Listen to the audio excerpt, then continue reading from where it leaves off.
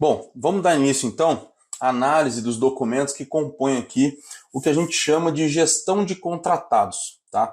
A gente deve entender que a partir do momento que a gente está contratando tanto MEI quanto prestadores de serviço, né, empresas, para poder vir trabalhar no nosso empreendimento, a gente tem que estabelecer uma gestão de contratados e, para isso, estabelecer essa sequência de documentos à nossa disposição para que a gente utilize os contratos nos momentos adequados, né? Outra coisa muito importante que eu quero frisar aqui: esses modelos que eu utilizo, que estão aqui disponíveis, foram elaborados com base na minha experiência aqui, não só de obra, mas também na indústria, tá? Eu fazia gestão de contratados na indústria quando eu tive essa experiência lá, e eu tenho aqui o apoio do meu pessoal de RH e tenho acesso dentro do pessoal de RH um advogado trabalhista. Então, eu recomendo que dentro do escritório de RH que você vai desenvolver, que você faça a validação desse processo aqui com eles, adapte os contratos e nunca desenvolva um processo desse aqui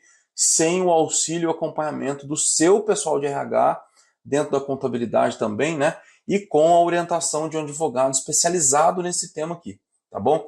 Vamos lá então. O primeiro instrumento que a gente vai verificar é o checklist de pré-verificação de contratação de serviços, tá? Então, antes de você efetivar a contratação, existem alguns passos que a gente deve checar para poder fazer isso. Então, esse é o primeiro contato que a gente tem. Se vocês lembrarem, lá no plano de negócio, olhando para o plano de negócio do lado esquerdo, a gente tem lá o como, né? O como, ele inicia nos recursos chaves e nas atividades chaves. Um dos recursos é o desenvolvimento de mão de obra. E depois a gente tem os parceiros chaves. Muito bem. Vocês lembram também que eu disse que sempre que a gente vai se relacionar com alguma dessas partes do nosso plano de negócio, a gente tem que fazer isso através de instrumentos formais, né? Então, esse aqui é um instrumento formal. A partir do momento, tanto esse quanto os outros contratos que a gente vai ver aqui, né? A gente inicia o checklist com a identificação das necessidades, né? A gente precisa listar aqui as atividades específicas que não vai ser realizado por um funcionário CLT da nossa obra. Lembrando que daí a contratação do CLT é uma contratação via RH, ela segue outro processo já bem documentada dentro do departamento de RH que a gente contratar. Então aqui a gente vai listar as atividades. Esse é um documento interno nosso, o contratado não vai ter acesso a esse documento. A gente vai listar aqui as atividades que a gente está contratando, né? Lembrando que depois essas atividades aqui vão lá para dentro do contrato, para listar para a gente lá direitinho, né?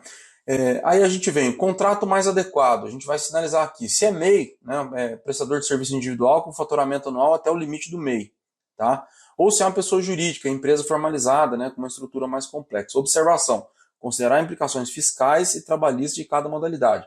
Por exemplo, tem uma questão aqui, a gente tem que ver qual que vai ser o valor desse contrato, e se for no caso do MEI, por exemplo, se não vai extrapolar o faturamento anual de acordo com o que ele já tem de faturamento, que pode ter algum problema depois aí de emissão de nota, enfim, o MEI pode ter algum problema no meio do caminho que venha prejudicar a gente, tá ok?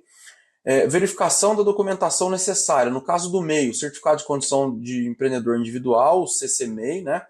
E o comprovante de inscrição em situação cadastral CNPJ. Para pessoa jurídica, o contrato social e últimas alterações, cartão de CNPJ atualizado e depois os documentos complementares, né? RG e CPF para os representantes legais, certidão negativa de débitos fiscais, previdenciários e trabalhistas, né? Comprovante de regularidade com o órgão de classe quando aplicável. Ó, esse item aqui, o certidão negativa de débitos fiscais, previdenciário e trabalhista, se houver algum débito desse, já acende um alerta enorme. Por quê? Porque, especialmente o previdenciário, qualquer um aqui é BO, tá? Porque recai sobre a gente. Agora, especialmente o previdenciário, porque ele precisa fazer essas vinculações com o CNO da obra, que a gente já viu. Por isso que está na sequência aqui, o CNO é o primeiro de todos lá. Pô, se ele não tem certidão negativa de débitos fiscais, previdenciário e trabalhista, como que ele vai fazer essa vinculação do CNO? Como que nós vamos fazer essa gestão de contratados, que depois, de repente, a responsabilidade recai sobre a gente? Então vamos logo contratar o CLT. Aqui tem que estar tudo certinho, tá? Depois, análise de risco trabalhista. Essa aqui é uma questão interna nossa, para a gente poder verificar. Mais uma vez, esse documento aqui não sai de dentro da nossa empresa, do nosso negócio, tá? Isso aqui serve para a gente evitar a caracterização do vínculo empregatício, tá? Então, por exemplo, são 4 os itens que caracterizam o vínculo. Né? Primeiro, a subordinação. O prestador não deve estar sujeito ao controle hierárquico direto.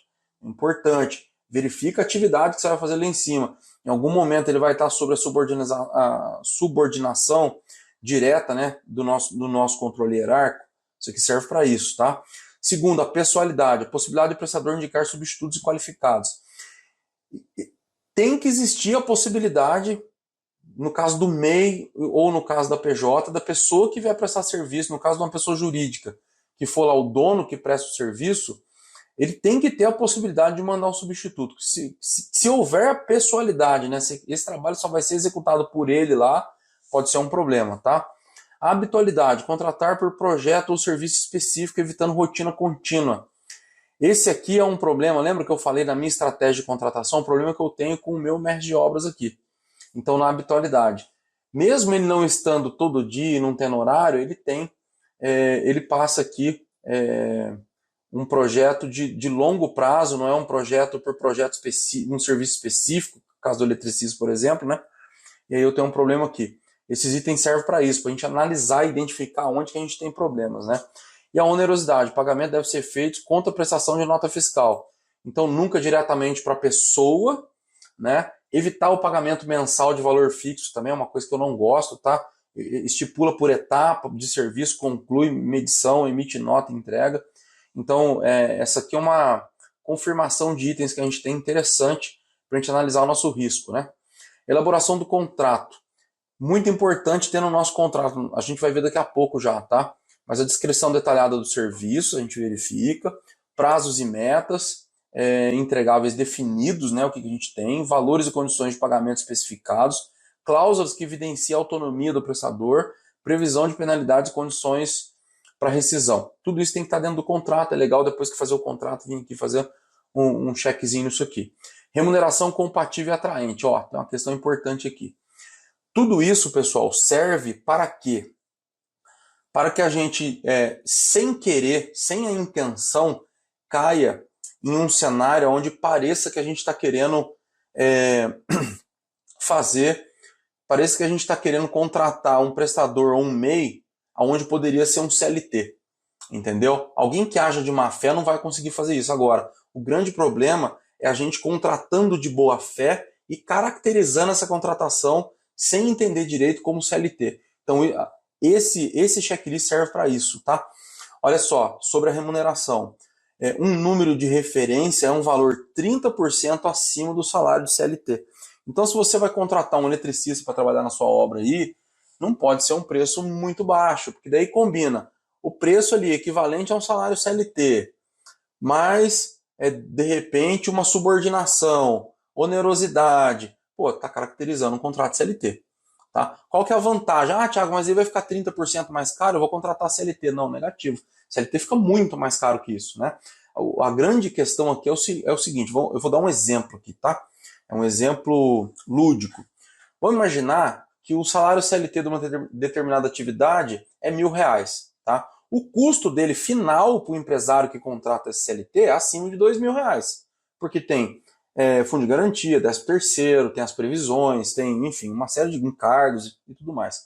Se você for contratar um MEI aí fora, por exemplo, e essa contratação for pelos mesmos R$1.000 de salário, entre aspas, pô, você já começa, caramba, isso aqui na verdade o cara tá pagando um salário de CLT ali.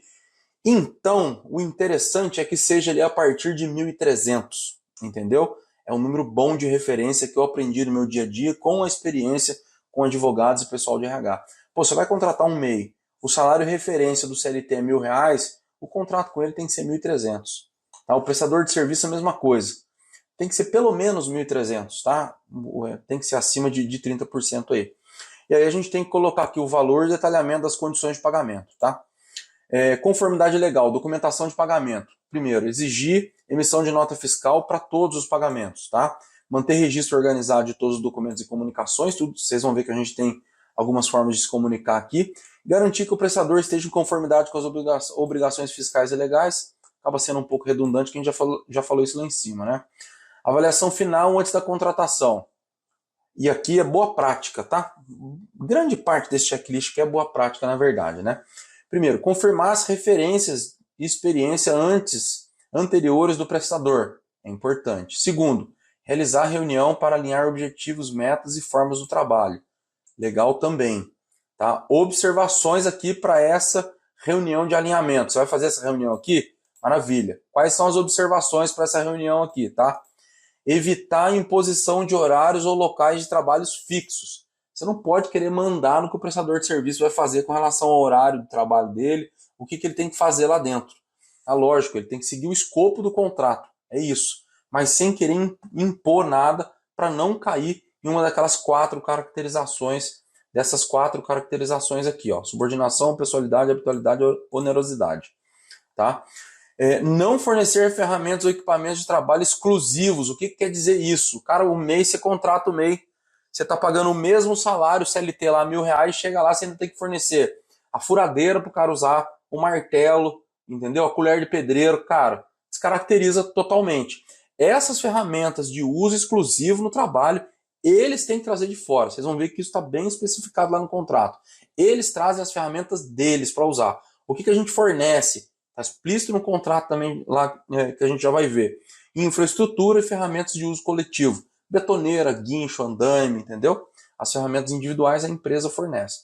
Não conceder benefícios típicos de empregados. Vale transporte, plano de saúde, etc. Isso é muito importante e acontece, tá, pessoal? Às vezes, de repente, eu já vi gente assinando recibinho de vale transporte. Não era o vale transporte, mas era um dinheiro referente ao transporte, entendeu? Então não faça isso. É o valor do contrato, utilizando as ferramentas dele, ele livre para poder executar o escopo lá de acordo com o combinado, dentro da data combinada, tá?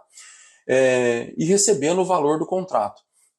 Pode ser que haja, de repente, um valor de mobilização que ele vai receber antecipado para ele se preparar lá. Aí é uma questão de analisar caso a caso, tá? E tratar o prestador como parceiro comercial, não como funcionário. Ele é parceiro comercial nosso, parceiro de trabalho, é uma empresa que está vindo aqui, ele não é nosso funcionário. Então, esse é um checklist interessante para a gente poder mapear e ter atenção com relação a essa contratação aí. Agora vamos dar uma olhada no contrato. Deixa aqui embaixo seus comentários e dúvidas. Valeu, obrigado e até a próxima aula.